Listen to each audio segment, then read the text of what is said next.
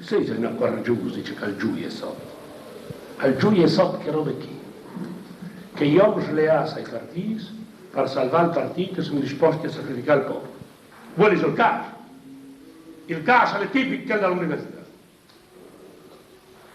Perché, per esempio, i democristiani e anche i socialisti, e voti in quinto all'università, sapete il parziale è chiesto che se loro votano per l'università da unica e hanno di rompere con che dal loro partito che sono tre. E allora fra l'unità dal partito regionale e l'università da unica e sceglie il partito ad andare al popolo. Questo è il motivo. O sai presentato il caso dell'università, potete ripeterlo per mille altre robe.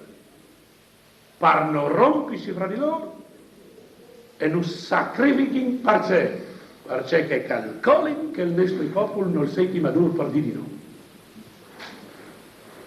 E chiaro che il nostro popolo in manche, in che ultimi, che hanno proprio in prospettive storiche, in questi ultimi secoli che lui sapeva che ti manchi, non l'ha mai fatta una rivoluzione. Tal cui buon senso delle robe. Non l'ha mai detto un no collettivo. Non è mai stato buon di imponisi.